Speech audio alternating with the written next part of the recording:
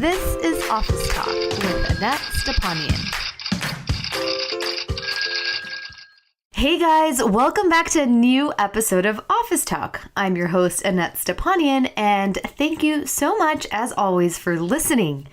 Now, if you have been a long-time listener of this show, first off, thank you. I really appreciate your loyalty. But you may have noticed that over the last few weeks, few months or so, things have been quieting down over here in terms of the podcast. I had been producing a show week over week, then went down to twice a month, and frankly, I went on vacation recently.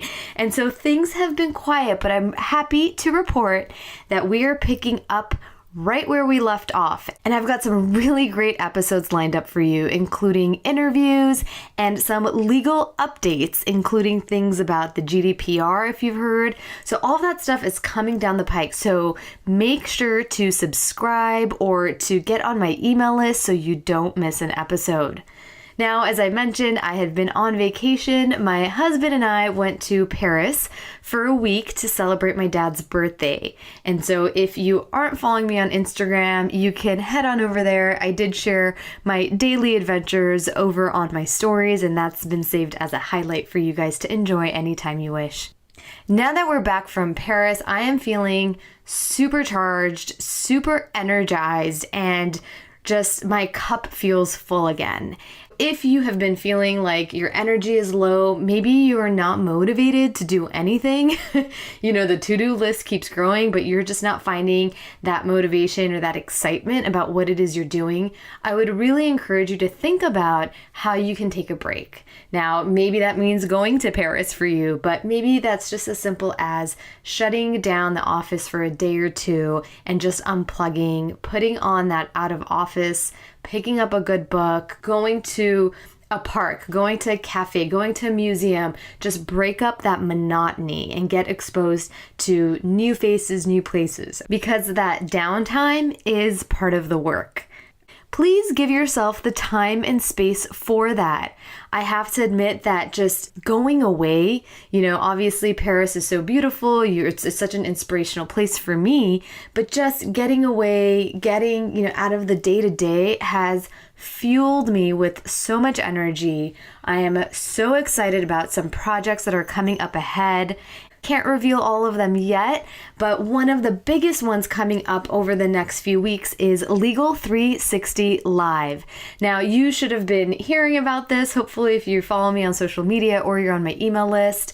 And this is going to be a live online summit that I'm hosting for you guys. And the goal is to get you guys all squared away, really understand what you need to know as a business owner when it comes to the law.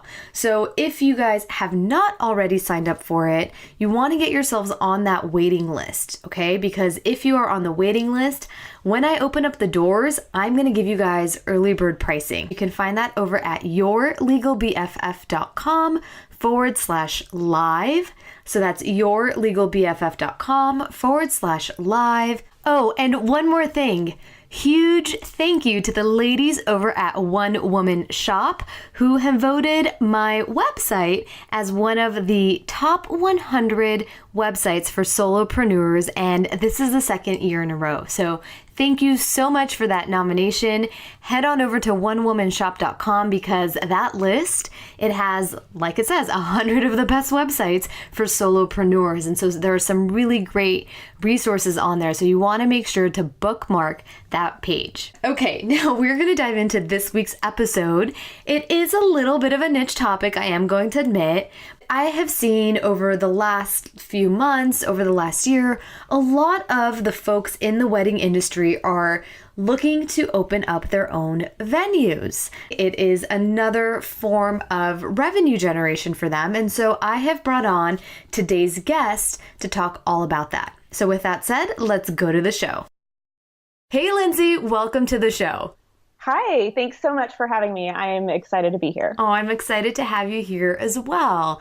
Now, you are kind of, how do I put it? I don't know, you kind of specialize in what I consider to be a little bit more niche of a business, but why don't we just bring our listeners up to speed about who you are and what you do? Perfect. Yes. So I am a venue consultant. And what that means is the venue owners build the pretty product that attracts the brides and their clients.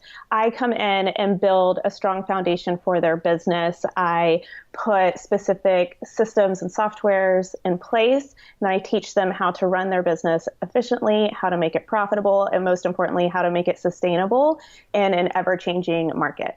Okay, well, now let's unpack that a little bit. First of all, I know we're talking about venue owners today, which is great, and we'll dive into some of the specifics, but I think a lot of what you teach and you consult on is just stuff that every business owner needs to be considering and thinking about. I think there are a lot of parallels, but I mean, you're kind of on the front lines there. It seems like owning a venue or kind of getting into that space, there seems to be a trend there, right? Like it feels like people are saying, okay, well, I'm a planner, I have this skill set, I have this, market, and they're kind of looking at other ways to bring in another line of revenue. Is it fair to say that you're seeing a trend where people are now adding this new line of revenue for, maybe in the event space where they're like, okay, let me make the decision to open up my own venue space or to manage one? Is that fair to say? Or am I totally off here? No, you hit it right on the head. You're absolutely right. A couple of years ago, whenever I first started doing this and working with one-on-one clients, I had one of two different types of clients. They had either inherited land, because I live in Houston, so in Texas, we got a lot of land. Yeah, a lot of land and, well, I don't know, big hair too, right? They say. Oh yeah, we pride ourselves on our big hair.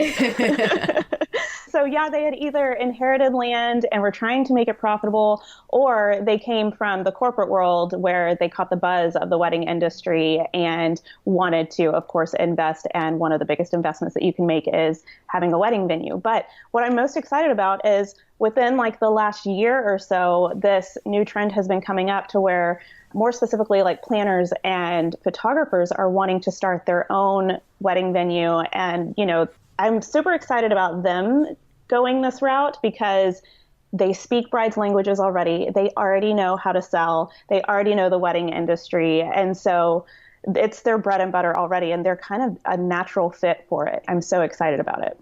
Yeah. And why do you think that this is happening? I feel like so many people were, wanted that kind of like laptop lifestyle where they weren't connected to a particular space. They could travel the world if they wanted to, and so now it seems like we're kind of reverting back to where we do want a storefront. We do want kind of a brick and mortar, something to ground us. Like any thoughts as to why now we're kind of going into, going back to kind of where business usually happened, right? Like on Main Street. Right. Yeah. I think that they are just really feeling the need to like put down more roots now. They've had that laptop life. They've traveled around. They've seen all that there is to see. They've had all different types of clients. They've worked in all of the different venue spaces, and they've, without even knowing it, I think they've made mental notes of what they like, what they don't like, how they like to be treated, how they don't like to be treated, how they would do things differently if they had their own space. And then a little bit further down the road, they realize, hey, I could actually do this. This could be a real thing. And I could put down some roots and be in one place and have a little bit more of a stable life for my family as far as like being home more, if that makes sense. Yeah. Well, before we dive into some of, kind of the maybe I don't want to say mistakes, but kind of the stumbling blocks that folks are having. How did you get into consulting and providing this, this expertise to folks? Yeah, I love my journey. I think that, whenever we start out in the entrepreneurial space, we don't really know. We just take a leap of faith. We take that next step and we don't really know where it's going to lead. And that's the most beautiful part, is looking back and seeing, wow, I came from this. This was where it was all leading to. So I have been a wedding planner for almost a decade. Oh, my age, tell me. I won't tell anybody. And so I had built a team around me, and a couple of years ago, Houston had a really big boom in venues popping up left and right. And just through word of mouth, they would have questions, whether it was primarily with other vendors or other venues in the area. And vendors would point them and give them my name and say, hey, you need to call Lindsay. She's been to all different venues and is always happy to help. So I would go out and do a site visit with them and end up giving advice, and then I would become a trusted friend, and then they started calling me in the evenings or when they had these random one-off situations, and how do I handle this? How do I prevent that? How do I avoid this?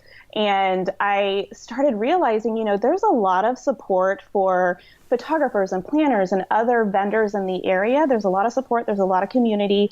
And as I was starting to do some research on this, there's not hardly anything out there for venues. And they're kind of learning by trial and error, which when you are making $2 to $3 million investments, that is not the best way to go about it. I know. And that was one of my questions is, this is a huge investment for folks, like whether you're leasing out a venue space or purchasing one or even inherited one. It's not like setting up a website and, just driving traffic to your website. It's huge. So what are kind of, from somebody who is advising folks, what are kind of some of the, I hate using this word, but kind of the roadblocks or landmines or kind of the things that trip people up when they're first off, just considering if this is a right decision for them? Yeah, I have 3 pretty common ones that I see the most. Of course, there's little one-off ones here and there, but the first one is, for whatever reason, venues don't want to pre-launch, meaning they want to share everything when it's perfect or when they have an idea or a solid, concrete, open date, then that's when they want to start selling and sharing everything and being on social media. But I actually teach my clients that as soon as you can, you need to start being in front of your audience, letting them get to know you, let them see what you're doing behind the scenes, have them even weigh in. I had one client just last week. She was purchasing chairs for her venue. That's it, just chairs. How exciting is that? But she shared the 2 different ones that she was looking at, had her audience weigh in, and it was her most popular post to date yet. The irony, right? We spend all this time composing the perfect picture, and it's one about chairs and voting on chairs has the most, most engagement. And, of course, in her mind, she already had the one picked out. She knew which one was the best business decision for her, but she was smart enough to ask her audience, and it drove a lot of traffic. It was crazy. That's super smart. Okay, so that's the first one. So they don't think about the pre-launch. What are some other things that you think people are not considering or taking into, factoring into their decision? Yeah, cultivating great vendor relationships, solid ones. I usually instruct my one-on-one clients to host a vendor meet and greet. It can be really overwhelming for new venue owners. They kind of have a tendency to get bombarded by other vendors in the industry knocking down their doors. And I get it, right? I'm a planner. I totally get it. We see a new venue pop up and we're immediately excited. We start seeing potential new revenue that could come our way, and we immediately want to get to know them, introduce ourselves, tell them about this great thing that we're doing. But the venues themselves get a little overwhelmed and have a tendency to just completely shut down and say, no, our brides are our first priority. We aren't getting to know vendors right now. And I get that as well. Brides should be your first priority because you should be selling. You have to sell to make money. That is your first priority. But I encourage my venues to host a vendor meet and greet to where you're not completely shutting those vendors down, but you're saying, hey, I would love to get to meet you. Unfortunately, I just don't have the time right now, but I would love to invite you to this event that we're going to be holding exclusively for our vendor friends. Can I add you to the list? And then you spend the time, you get to know them, and they don't feel completely shut down. You can also invite them to hard hat tours. And then once you find your people because this vendor meet and greet, you're probably going to have anywhere from 50 to 75 different businesses in attendance at your venue. And not everybody's going to be the perfect fit for you, and that's okay, vice versa. But whenever you find your people, hold on to them, support them, and take care of them as much as you can. It kind of reminds me of, do you watch $1 Million Listing on Bravo and the real estate show? But anyway, when real estate agents, they host a broker's open, right? So when they have a new property or a new listing coming up before it hits the market, usually they invite the brokers over or other agents over to not only tour the property, but to also get feedback. Are they pricing it correctly? All that stuff. And so that kind of reminds me of, hosting a broker's open, and getting, just as, you're particular one client posted that post about the chairs, getting insight from, their followers about the chairs. This is kind of the same thing. It's just a different audience or a different market that it's somebody that you're going to have a different type of relationship with than, the couple or the bride or whatnot. Okay. So I love that. So kind of a dumb question. So what are you looking for in those vendor relationships? So as a venue owner, let's say I do something like this, or I'm reaching out to vendors. What is my goal? Is it that I'm trying to get a list of, kind of be on their kind of preferred venue list? Am I trying to, what am I trying to do? What am I trying to accomplish? Yeah, I mean, it definitely goes both ways.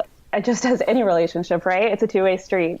So what I like to tell my clients is you want vendors that aren't just coming to you with their hand out and saying, what can you do for me? You want vendors that are coming to you and saying, hey, I know how hard you've worked. I see you. I want to support you. How can I help?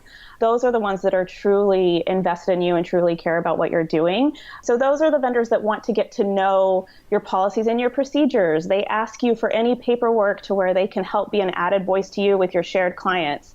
And those are the vendors that usually get added onto your preferred vendors list, right? Because they're the ones that are ultimately helping you protect your investment and are making sure that your shared clients aren't staying past their rentable time, or they're not nailing things into the walls that they shouldn't be, doing any damage to the integrity of your investment. And on the flip side, once you find those vendors, you want to take care of them. Most venues, if you're doing what you should be doing, then you don't necessarily have to host an open house or even a private event. Your books are already filled. You don't need to put yourself out there anymore and sell and sell and sell and push so hard. However, you do want to take care of your vendors. And if you aren't hosting an open house or at the very least a private event to give back to your vendors and get them in front of your brides, then you're doing a disservice to them. I recently had a venue actually here in Houston. They're not a client of mine, but as a planner, we're on their preferred vendors list, and they are doing great. They've hit all of their goals and their margins, and they don't necessarily need to host an open house and bring in new bookings. So what they did is, one, to elevate their client experience, they hosted a private event for their already booked brides where they got to come have hors d'oeuvres and sip on champagne and get to just have a casual conversation with their vendors, ask questions. And then in turn, it also helps support their vendors by getting them in front of their clients in a more relaxed atmosphere to where it's not sell, sell, sell in that sleazy kind of selling way that we all know. Yeah, like the icky sales. Yeah. Right. But they were able to cultivate a genuine conversation with brides, and they had a higher conversion rate and were so happy and wanted to promote the venue even more. Yeah. There's so much good stuff here that I think, you can borrow so many different ideas from different industries. And even if, like I said, you're not a venue owner or you're not in the events industry and you're listening to this, you can borrow as well for your business. I mean, so many of these things are so transferable, but it sounds like you're bringing, I don't know, it's just, there's just good stuff here. So, but not to lose track. You mentioned there was a third thing that you see. You want to share that? Yeah, this is really just a quick fix, and it is pretty specific to venues. But within the contract, a big mistake that I see that is left out of venues contracts is a clause to be renovating or improving their property. So let me just give an example, because I'm not so good with the big legal terms. I would toss that question to you and let you explain that a little bit more. I caught it. Okay. But so let's say a bride books her wedding in January and she loves the light gray wooden floors that you have. And then throughout that next year, before her wedding gets here in December, those light gray floors have been scuffed up, they're chipped, they're just looking really run down. So you decide to completely renovate and change out the floors to a darker wood. It's a little more rich and complements the tones of the walls or what have you. And then she shows up for her final walkthrough in November, sees the new floors, and is completely caught off guard and upset. Where did her light gray floors go? So that clause kind of protects you from, that angry bride. Yeah.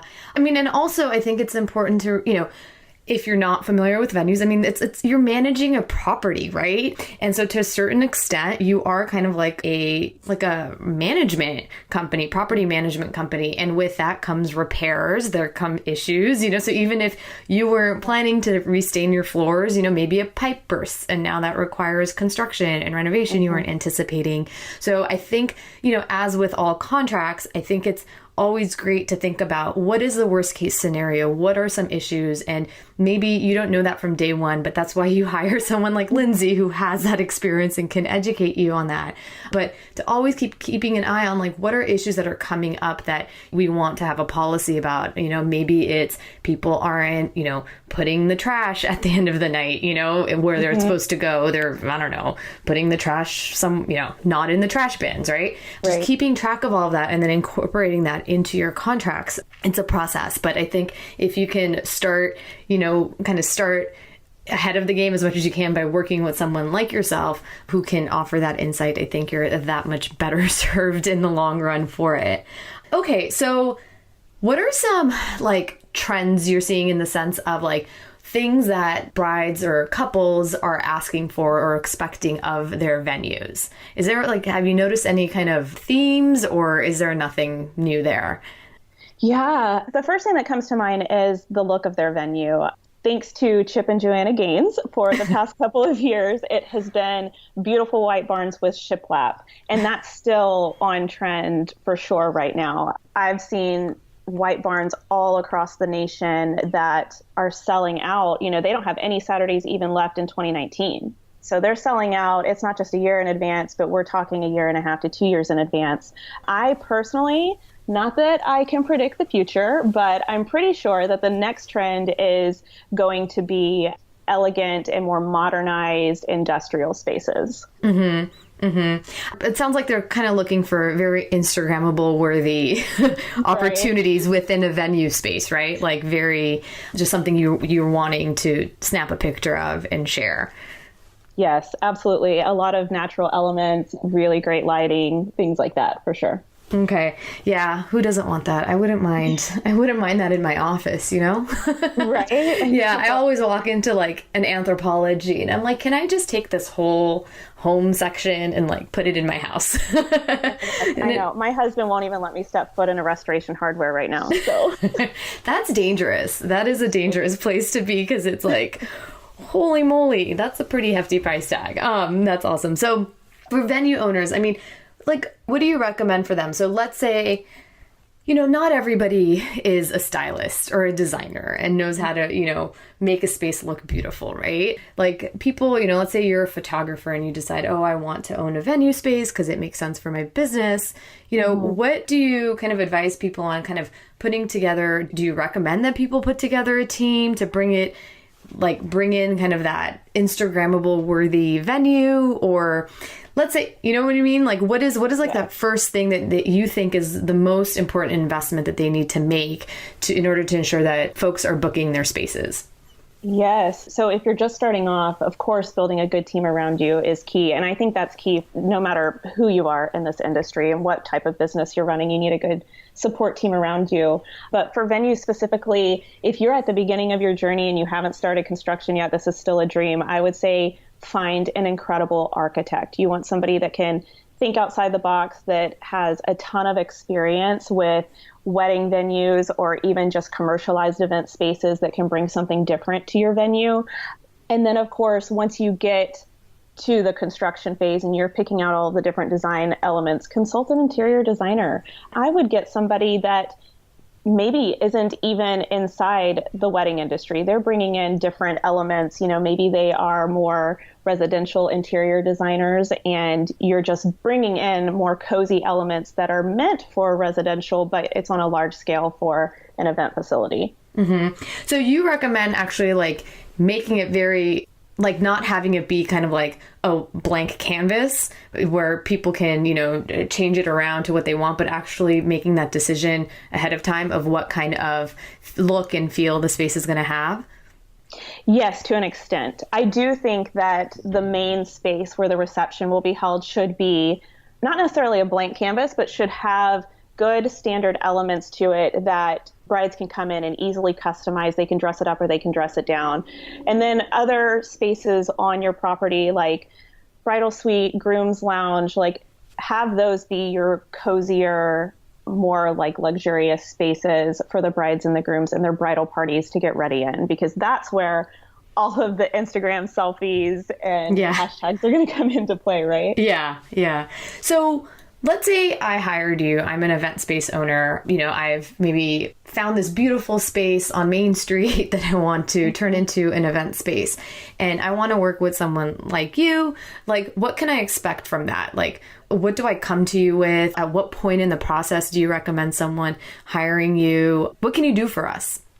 Yeah, so I can tell you my ideal client is somebody that maybe has just broken ground or is in the process of construction. You already have your funding in place and your architect, the design has already been set, you have renderings done, and maybe you've just broken ground. And then we're going to get started on the not so sexy side of everything. Let me guess the numbers. Yeah. And the contracts and the processes. Okay.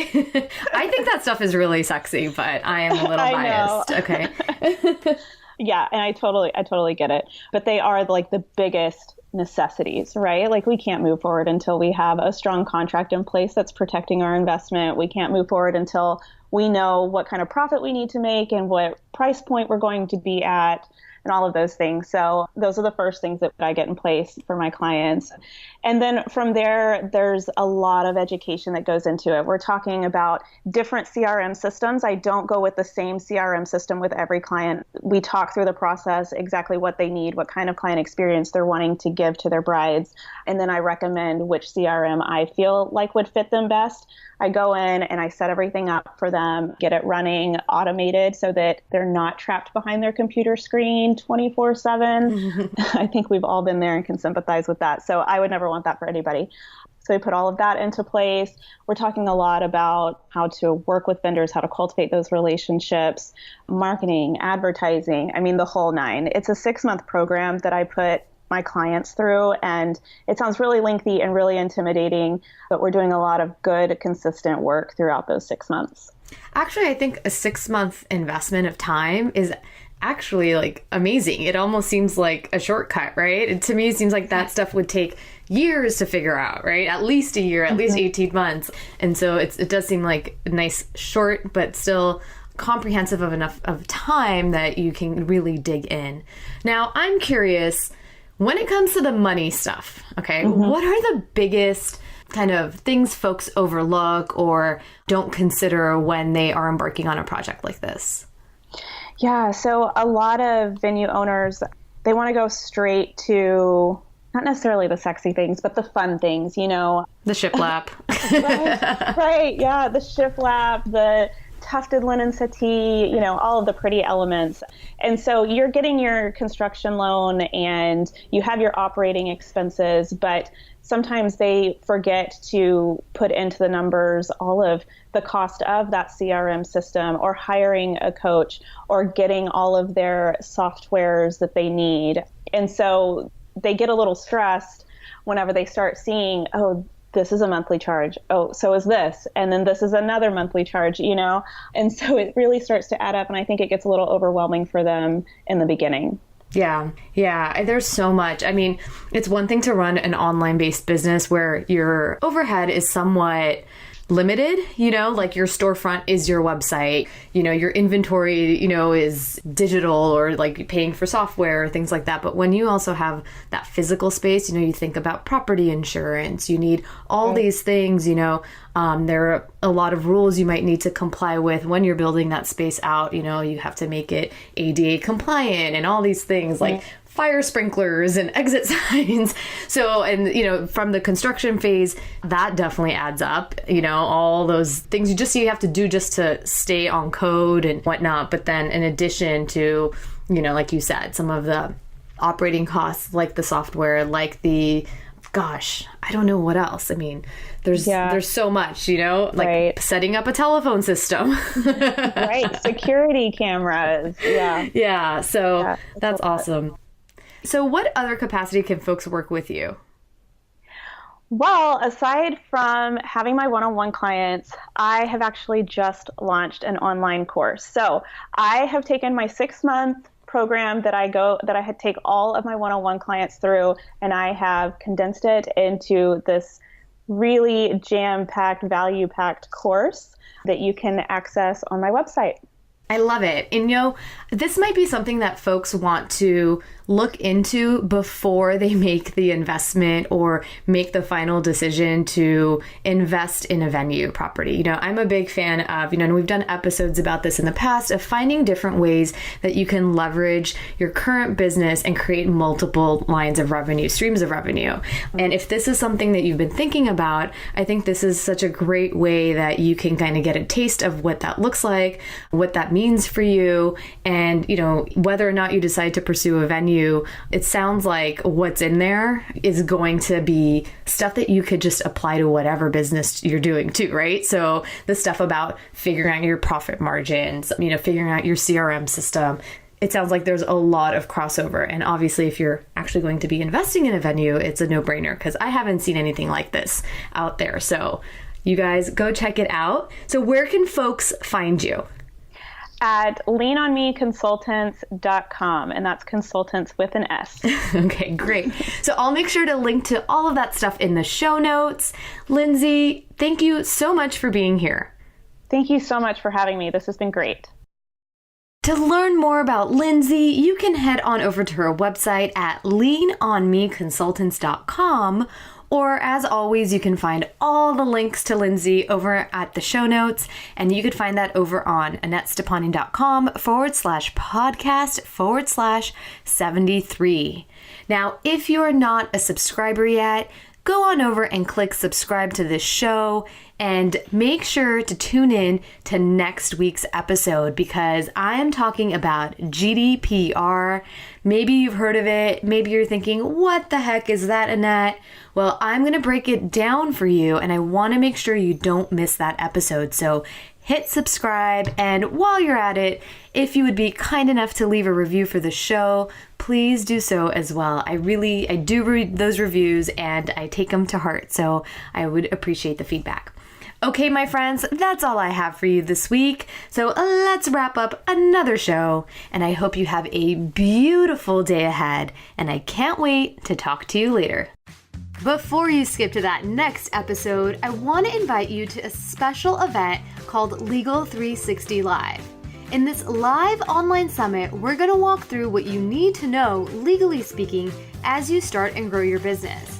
So if you're ready to roll up your polka-dotted sleeves and finally get your legal house in order once and for all, head on over to yourlegalbff.com/live. That's yourlegalbff.com/live.